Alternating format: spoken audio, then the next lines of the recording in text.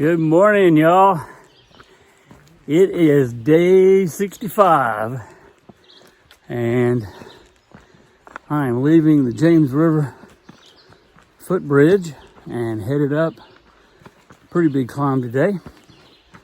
I had my zero yesterday in Lynchburg.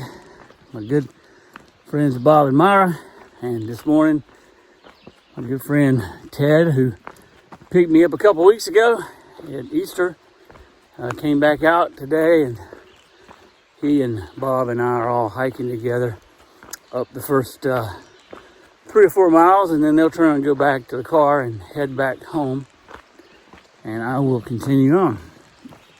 So yeah, it was much needed rest. I'd been on trail for 11 days. Good to give my legs and feet a break and do laundry and all that. So plan this week is to keep moving north toward Waynesboro, Virginia, which is the southern entrance to the Shenandoah National Park. And I have another friend in Northern Virginia. He's going to pick me up, and we'll stay with him Thursday night. And then Friday's going to run me over to Dulles Airport, and I'm going to fly to Lexington, Kentucky. My son's graduating from University of Kentucky, so that'll be exciting. So I'll be off trail for 2 or 3 days with family doing that, and then be back on trail, I think May the 9th or something like that. So yeah, that's about it. Had a good rest and lots of good food. Visited with some other friends as well. Always good to reconnect with friends and family, kind of get reconnected with people that you know. And yeah, it was a good respite. So let's get going.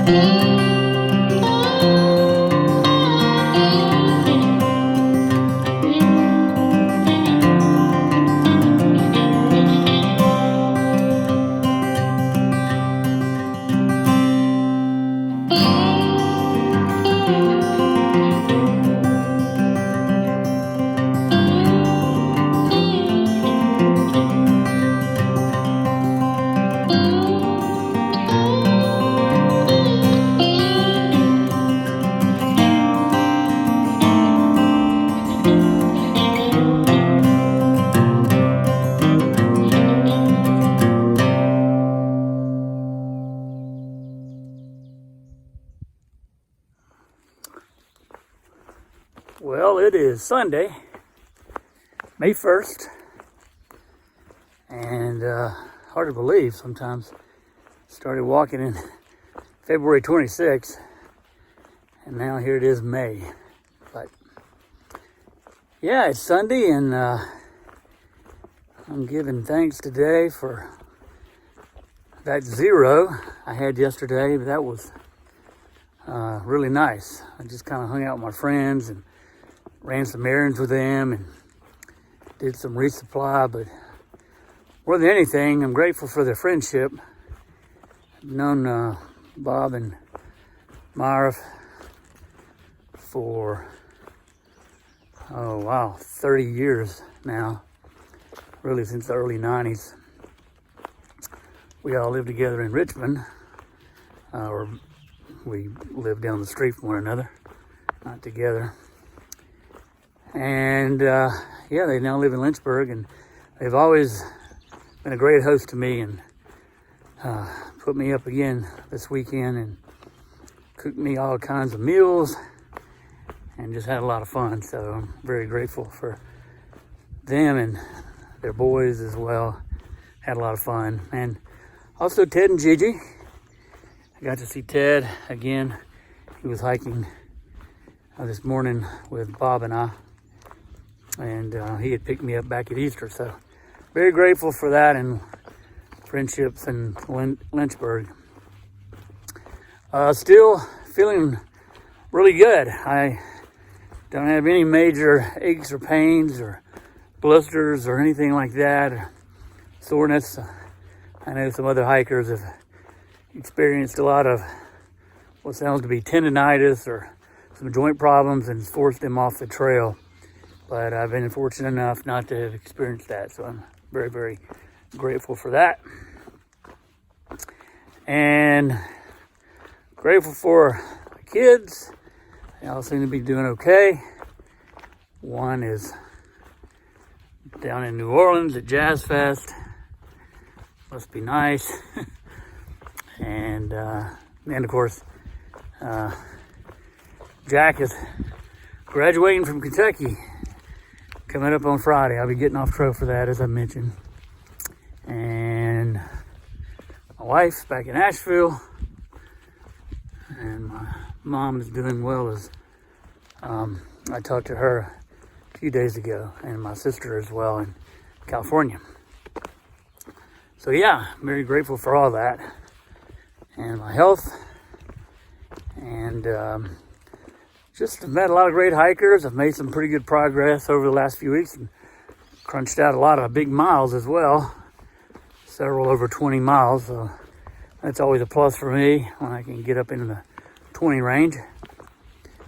But I'm just trying to make it now to Waynesboro, southern entrance of Shenandoah. I have another fly fishing buddy up there, Jamie, who's going to pick me up and get me to the airport. I get to stay with him one night, and his family. So yeah, I'm grateful for a lot of different things. So that's my Sunday and my report. Talk to you later. Audie Klein Powell was the youngest student at the one-room school called Tower Hill Schoolhouse. He was 4 years and 11 months old in November of 1891. The previous week had brought 3 inches of snow, and the clouds were rolling in for more rain.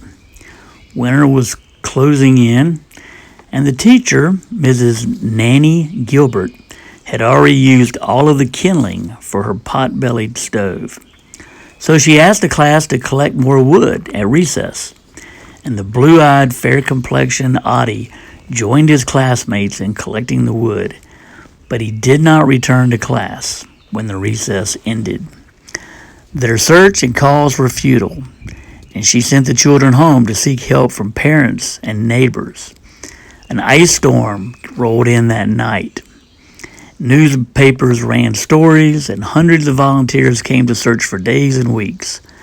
No one ever thought to scale this Bluff Mountain where I'm standing, which was 7 miles from the school. Winter brought more snow, and the following spring, on April 3rd, 1892, hunters followed their barking dogs and discovered the body of little Audie. Medical evaluation indicated he had died from exposure to below freezing climate. It's difficult to comprehend what a 4 8-year-old kid must have experienced in these rugged trail, no food, no water, exhaustion, and freezing temps for that small of a child. Life was difficult for everyone in those days.